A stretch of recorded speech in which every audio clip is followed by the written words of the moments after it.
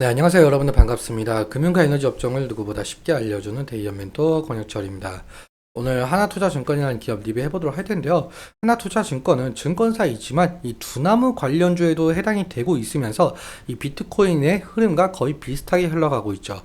지금 현재 비트코인이 1억을 돌파했다가 조정 이후에 다시금 상승 중에 있는데요. 그렇다면 이 하나투자증권은 왜 주가의 흐름이 비트코인과 같이 흘러갈까인데 결국엔 이 두나무의 5대 주주에 해당하고 있어서입니다. 그런데 오늘 이 비트코인이 다시 상승 모멘텀을 가질 수 있는 이슈가 있어서 이 부분 여러분들과 같이 한번 확인해 보면서 천천히 얘기 나눠보도록 할 텐데요. 먼저 시작하기 전에 저희 데이업 채널에 오시면은 모든 종목들을 커버해드리고 있으니까 찾아와 주시면 정말 감사하겠고, 제 영상도 끝까지 지켜봐 주시면서 댓글로 궁금하신 것들 남겨주시면은 다음 영상에서 말씀을 드리도록 하겠습니다. 그러면 하나투자증권 바로 보도록 할게요.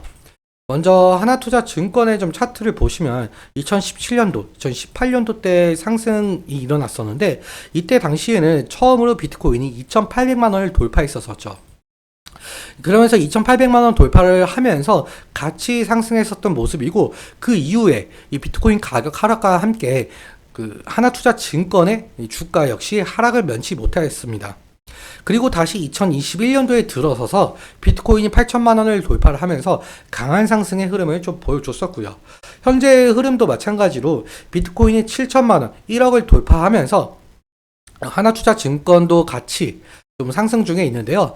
일단 여러분들 이 비트코인 차트를 같이 한번 보시자면 이 코인의 차트와 이 하나투자증권의 차트와 거의 비슷한 흐름을 가져가고 있죠. 그렇다면 왜 이 하나투자증권은 비트코인과 같은 흐름을 가져가고 있는 것인가 라고 해본다면, 일단 여러분들도 아시다시피 지금 하나투자증권 같은 경우 두나무에라는 회사에 투자한 사실이 있죠.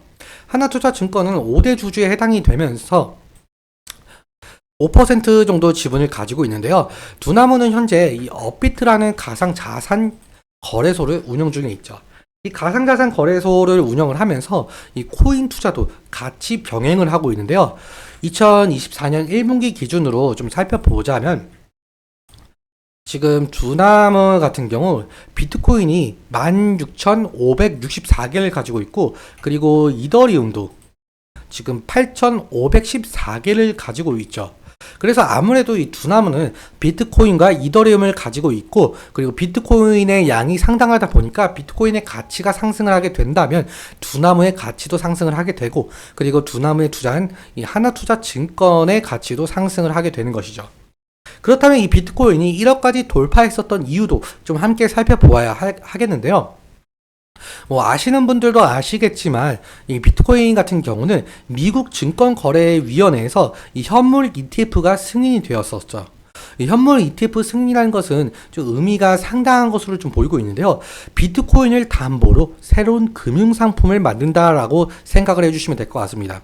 사실 비트코인 같은 경우는 이 기관이 매수하기엔 이 상당한 리스크를 가지고 있었죠.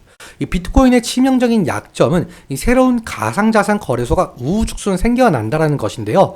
한국도 마찬가지로 현재 이 4대 거래소라고 불리고 있는 이 업비트, 그리고 빗썸, 코인원, 코빗이 있는데, 이 새로운 가상자산 거래소가 생기게 된다면 비트코인 같은 경우는 변동성이 커지게 되죠. 그 이유에 대해서는 신규 거래소에서는 이 비트코인을 거래하기 위해서 또 다른 비트코인이 필요하기 때문에 이 다른 거래소에서 비트코인을 매입을 해서 유통 물량을 늘려야 하기 때문이죠. 이러한 유동성 문제로 기관에서는 비트코인에 대해서 투자하기 좀 꺼려했던 상황이었습니다. 하지만 이 증권거래위원회에서 이 ETF 승인으로 새로운 금융상품이 만들어지게 된다면 기관들은 대체 투자로서 투자할 근거가 생기게 되는 것인데요. 앞으로 이 비트코인을 담보로 어떤 금융상품이 만들어질지는 좀 지켜봐야 하는 부분이겠지만, 가치가 0에서 출발했었던 코인을 가치 있게 만들어준 제도화를 통해서 비트코인을 새로운 투자 관점으로 바라보면서 상승의 길을 열어준 모멘텀이라고 할 수 있을 것 같습니다. 그리고 또 한 가지 더 있는데요. 사실 비트코인은 1억을 돌파한 이후에 2024년에 반감기를 거쳤었는데 더 상승하지 못하고 오히려 8천만 원까지 조정이 나오면서 조정 기간이 좀 길어지는 게 아닐까 하는 걱정이 있어 보였죠.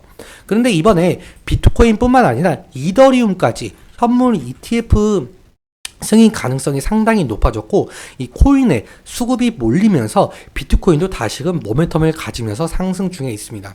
그리고 사실 아까 보셨다시피 이 비트코인뿐만 아니라 이 두나무에서는 이더리움도 가지고 있기 때문에 이 두나무의 모멘텀은 더욱더 강해졌다라고 볼 수가 있을 것 같은데요. 그렇다면 앞으로 이 하나투자증권 같은 경우 두나무에 투자했었던 것을 회수하지 않는 이상 비트코인과 함께 주가를 그려나갈 가능성이 있어 보이고 있습니다. 그러면 차트와 이 수급적인 측면 같이 한번 보도록 할게요. 하나투자증권의 수급 먼저 좀 살펴보자면 오늘 같은 경우 개인이 90만 주 정도 매수를 진행을 했고 그리고 외국인 같은 경우는 120만 주 매도를 했고 기관은 30만 주 매수를 진행을 했죠. 특이하게 연기금에서 22만 주 정도 들어온 것을 보실 수가 있겠는데 지금 개인과 기관의 매수세가 좀 상당하고 반대로 외국인의 매도세가 한 달 사이에 43만 주 매도한 것을 보실 수가 있죠. 그래서 만약에 이 외국인의 매도세가 매수세로 변환이 된다라고 한다면 다시금 더욱더 상승할 가능성이 있어 보이고 있죠. 그래서 이 외국인의 수급 좀 잘 살펴봐야 된다라는 말씀을 드리면서 이 차트도 함께 살펴보도록 할 텐데요. 차트를 보시자면 오늘 윗꼬리가 달리면서 결국엔 120일 이평선을 돌파해주지 못하는 흐름을 보여줬었습니다. 그래서 오늘 근데 아래꼬리도 같이 달린 모습을 좀 보실 수가 있겠는데 결국엔 오늘 5% 정도 상승을 한 부분이 있습니다. 그런데 아까 말씀드렸다시피 하나투자증권 같은 경우 비트코인의 차트와 비슷한 흐름을 가져가다 보니까 사실 하나투자증권의 이 차트를 보는 것보다 이 비트코인의 차트를 더욱더 보는 것이 좀 유익할 수는 있겠지만 일단 저희 채널 같은 경우는 이 주식을 분석을 하는 채널이기 때문에 그래서 하나투자증권의 차트를 보는 것이고요. 아무튼 제일 중요한 것은 120일 이평선 부분을 좀 확실하게 돌파를 해주는 것이 상당히 중요한 것으로 보이고 있는데요. 만약에 이 부분을 이탈을 하게 된다라고 한다면 리스크적인 측면에서 관리는 해야 될 것으로 보이고 있습니다. 그리고 120일 이평선을 돌파해 준다라고 해도 사실상 지금 이때 당시에 비트코인이 1억을 돌파했을 당시죠.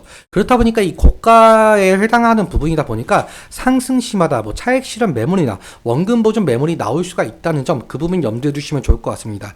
오늘은 여기까지 말씀을 드리면서 오늘 내용 여러분들께 도움이 되셨다면 구독과 좋아요 부탁드리고 그리고 말씀드린 내용과 차트적인 부분에 대해서는 제 개인적인 견해가 많이 껴있다 보니까 여러분들의 주관적인 견해에 투자를 하여 현명한 선택하셨으면 좋겠습니다. 오늘도 시청해주셔서 감사하고 지금까지 멘토 권혁철이었습니다. 감사합니다.